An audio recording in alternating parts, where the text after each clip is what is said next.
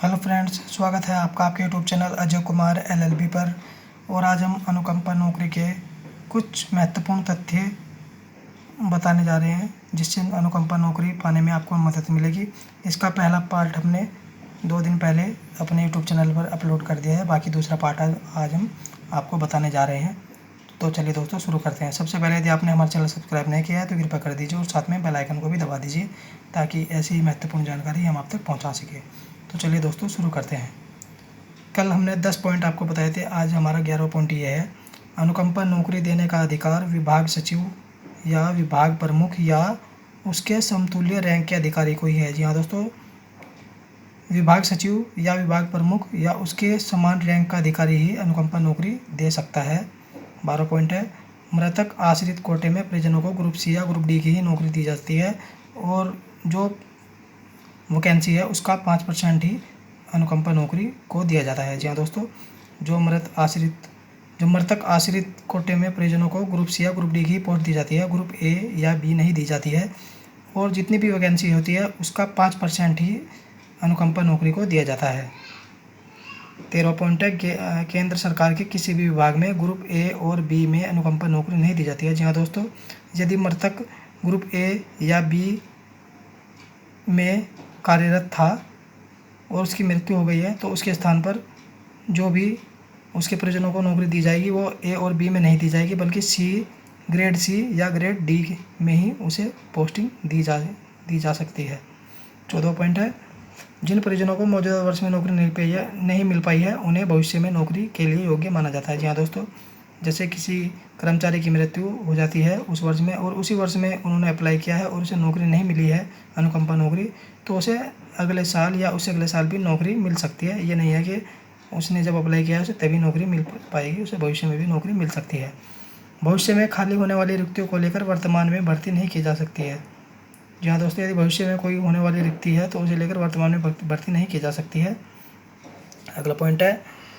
सरकार द्वारा नई नीतियों पर रोक लगाने के बावजूद भी अनुकंपा नौकरी दी जाती है। जी हाँ दोस्तों, यदि सरकार द्वारा नई भर्तियों पर रोक लगा दी गई है लेकिन फिर भी अनुकंपा नौकरी दी जा सकती है।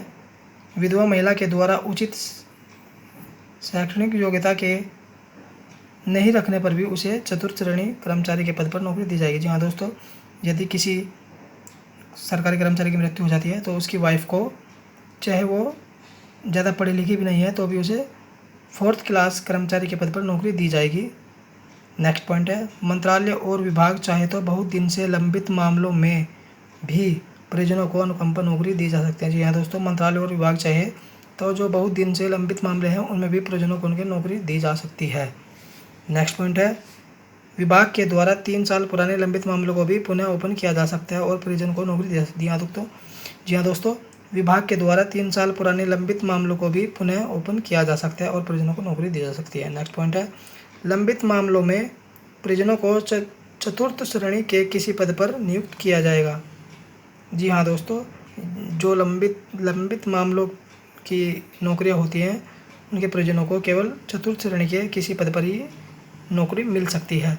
अनुकंपा नियुक्ति प्राप्त व्यक्ति को नियमानुसार पेंशन नियमों के तहत कवर किया जाएगा। हमारा नेक्स्ट पॉइंट है। अनुकंपा नियुक्ति पर नियुक्त व्यक्ति की मृत्यु हो जाने पर उसके आश्रित को भी मृतक आश्रित कोटे में अनुकंपा नौकरी पाने का अधिकार है। जी हाँ दोस्तों, जो पहले ही अनुकंपा नियुक्ति पर नियुक्त है यदि उसकी भी मृत्यु हो जाती है तो उसकी मृत्यु हो जाने के बाद उसके आश्रित को भी अनुकंपा नौकरी मिल सकती है। 23 पॉइंट है। सरकारी कर्मचारी की मृत्यु होने पर इस योजना के बारे में परिवार को जानकारी देने का उत्तरदायित्व कल्याण अधिकारी का है। जी हाँ दोस्तों। 24 पॉइंट है। मृतक आश्रित कोटे में नियुक्त आश्रित को अन्य परिजनों की देखभाल करने के संबंध में लिखित आश्वासन देना होगा। जी हाँ दोस्तों, जो भी व्यक्ति अनुकंपा नौकरी पाएगा वह अपने परिजनों को उसके देखभाल करने के संबंध में लिखित में आश्वासन देगा कि वह उनकी हमेशा देखभाल करेगा। अनुकंपा नौकरी प्राप्त करने वाले व्यक्ति के द्वारा अन्य आश्रित की देखभाल नहीं करने पर उसे नौकरी से निकाला जा सकता है। जी हाँ दोस्तों, यदि कोई व्यक्ति अनुकंपा नौकरी कर रहा है और वह अपने आश्रितों की देखभाल सही प्रकार से नहीं कर रहा है और उसकी शिकायत हो जाती है तो उसे नौकरी से निकाला जा सकता है। 26 पॉइंट है। एक पद पर नियुक्त व्यक्ति को दोबारा किसी अन्य पद पर अनुकंपा नौकरी नहीं दी सकती है। जी हाँ दोस्तों, यदि कोई व्यक्ति पहले ही किसी सरकारी नौकरी पर है तो उसे अनुकंपा नौकरी नहीं दी जाएगी। अनुकंपा नौकरी को एक व्यक्ति से दूसरे व्यक्ति को ट्रांसफ़र नहीं किया जा सकता है।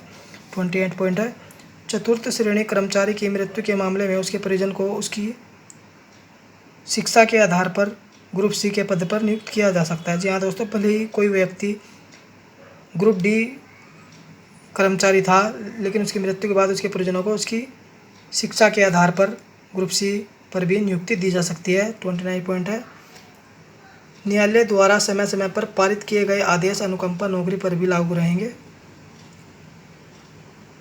30 पॉइंट है, अनुकंपा नियुक्ति के लिए आवेदन मृत सरकारी कर्मचारी के अंतिम कार्यस्थल पर परिजनों को देना होगा। जहाँ तो अनुकंपा नियुक्ति के लिए आवेदन मृत सरकारी कर्मचारी के अंतिम कार्यस्थल पर परिजनों को देना होगा। विभाग में एक से अधिक आवेदन मिलने पर आवेदकों को प्राथमिकता के आधार पर नौकरी दी जाएगी।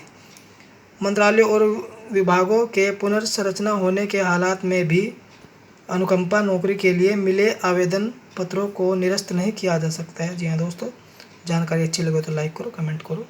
धन्यवाद।